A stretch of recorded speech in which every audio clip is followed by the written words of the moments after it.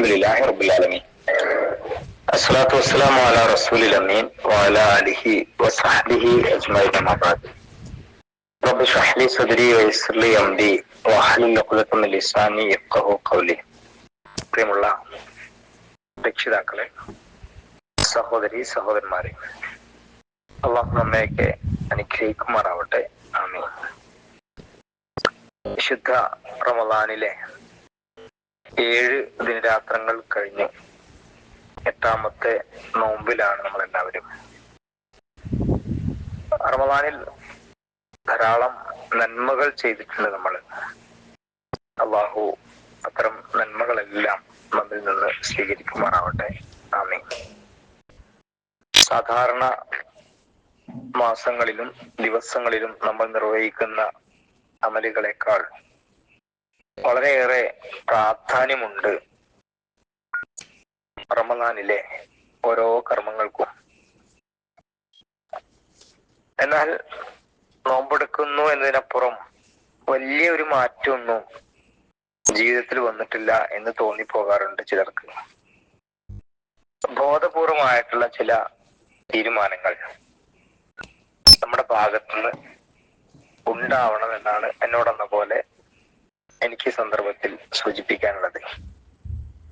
അതിലൊന്നാമത്തേത്, എല്ലാ ദിവസവും തഹജ്ജുദ് നമസ്കരിക്കുക എന്നതാണ്. 5:30, 5:20 ഇതിനിടയിലാണ് ബാങ്കിന്റെ ടൈം. ഒരു 10 മിനിറ്റ് സമയം, ഏറ്റവും ചുരുങ്ങിയത്, നമസ്കാരത്തിന് വേണ്ടി നമ്മൾ കണ്ടെത്തണം. സുബഹ് ബാങ്കിന് മുമ്പ് ഒരു 5 മിനിറ്റ് സമയം ഖുർആൻ പാരായണത്തിനും പ്രാർത്ഥനയ്ക്കുമായി നമ്മൾ കണ്ടെത്തണം. ഇങ്ങനെയായിരിക്കണം നമ്മുടെ ഒരു ദിവസം ആരംഭിക്കേണ്ടത്.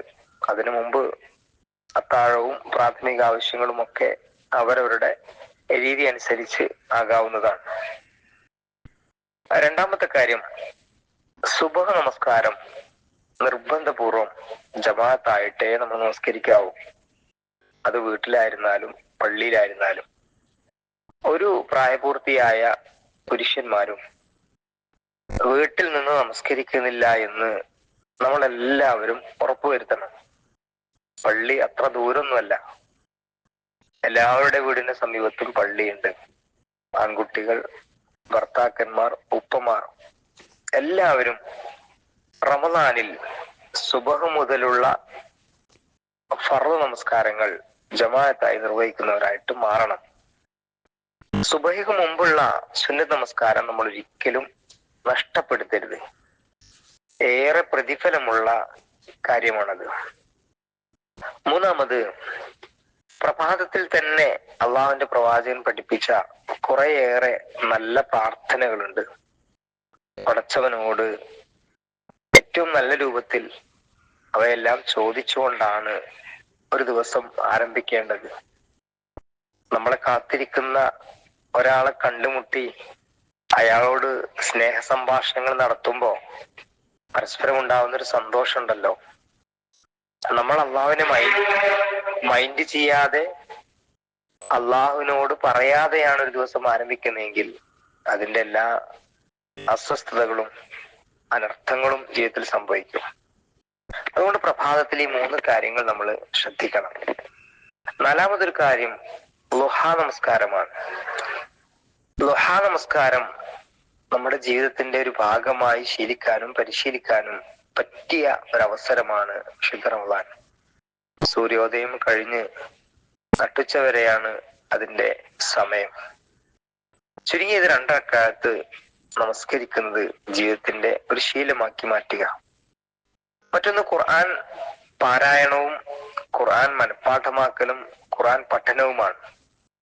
അൽഹംദുലില്ലാഹ് 7 ദിവസം കൊണ്ട് ഖുർആൻ ഒരു പ്രാവശ്യം ഓതി പാരായണം പൂർത്തിയാക്കിയ ആളുകൾ നമ്മുടെ ഈ കൂട്ടത്തിൽ ഉണ്ടാവാം. എന്നാൽ വളരെ ചുരുങ്ങിപ്പോയ ആളുകൾ ഉണ്ടാവാം. ഖുർആൻ നമുക്ക് പൂതിയൊക്കെ ഉണ്ട്, പക്ഷേ അങ്ങോട്ട് നീങ്ങുന്നില്ല. ഇതാണ് പലരുടെയും മനസ്സിനുള്ളിലെ ഒരു പരിഭവവും പരാതിയും ഒക്കെ. അതിനു വേണ്ട ഏറ്റവും പ്രധാനപ്പെട്ട ഒരു കാര്യം,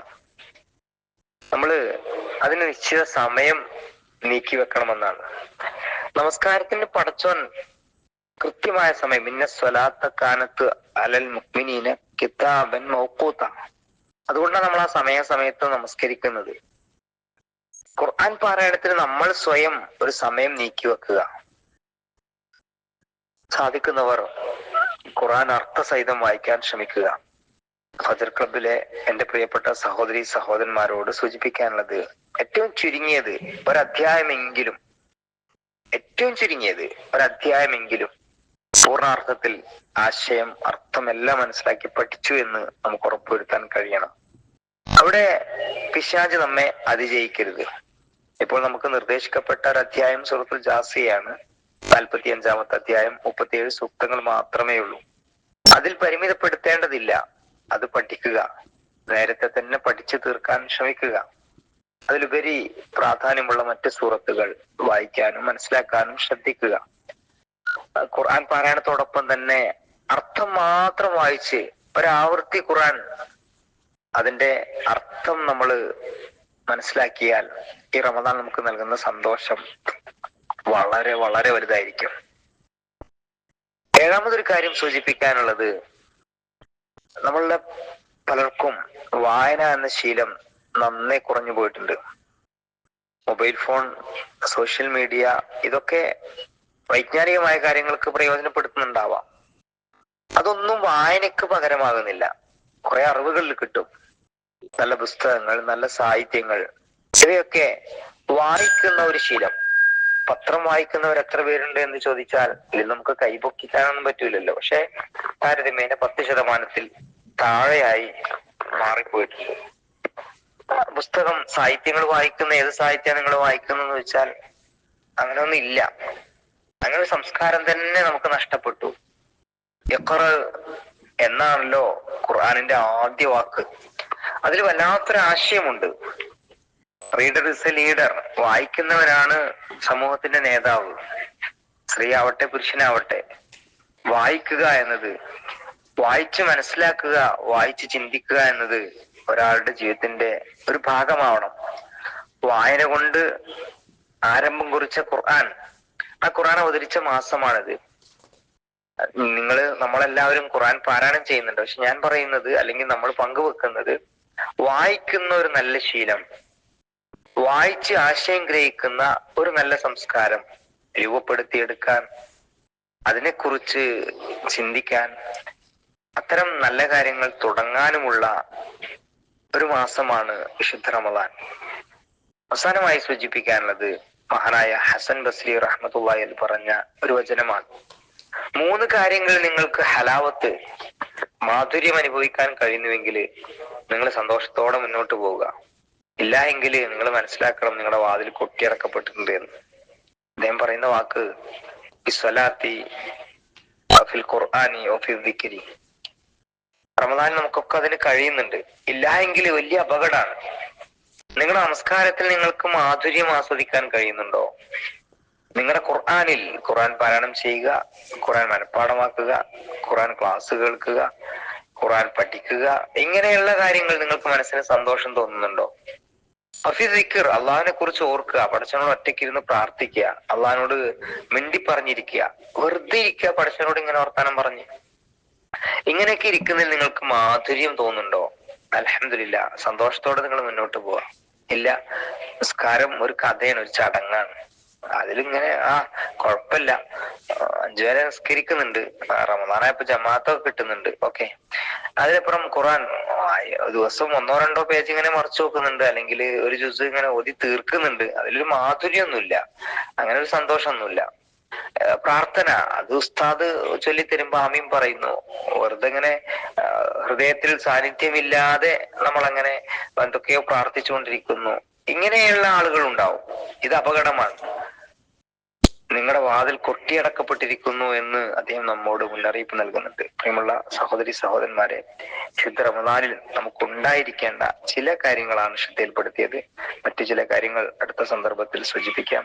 റമദാനുമായി ബന്ധപ്പെട്ട ഒട്ടേറെ നിർദ്ദേശങ്ങൾ ഫജ്ർ ക്ലാസ്സുകളിലൂടെയും നമ്മുടെ ചുറ്റുപാട് നടക്കുന്ന വൈജ്ഞാനിക സദസ്സിലൂടെയും ഒക്കെ നമ്മൾ കേട്ടുകൊണ്ടേയിരിക്കുന്നു. മനസ്സിനത് സ്വാധീനിക്കുകയും മനസ്സിനെ അത് സംസ്കരിക്കുകയും ചെയ്യുമ്പോഴാണ് റമദാനായി മാറുന്നത്. നോമ്പ് നോമ്പായി മാറുന്നത്. അള്ളാഹു സുബ്ഹാനഹു വ തആല റമദാനിന്റെ ഇനിയുള്ള ഓരോ ദിനങ്ങളെയും ഏറ്റവും ഫലപ്രദമായി പ്രയോജനപ്പെടുത്താൻ നമുക്ക് എല്ലാവർക്കും തൗഫീഖ് നൽകി അനുഗ്രഹിക്കുമാറാവണേ. അള്ളാഹു റമദാൻ അനുകൂലമായി സാക്ഷി പറയുന്നവരിൽ നാഥ ഞങ്ങളെ ഉൾപ്പെടുത്തി അനുഗ്രഹിക്കണം നാഥ. റമദാൻ വിട പറയുമ്പോ സംതൃപ്തമായ ഒരു മനസ്സോടുകൂടി റമദാനോട് സലാം പറയാൻ ഞങ്ങൾക്ക് എല്ലാവർക്കും തൗഫീഖ് നൽകി അനുഗ്രഹിക്കണം നാഥ. ഞങ്ങളുടെ കർമ്മങ്ങളെല്ലാം നീ സ്വീകരിക്കണം നാഥ.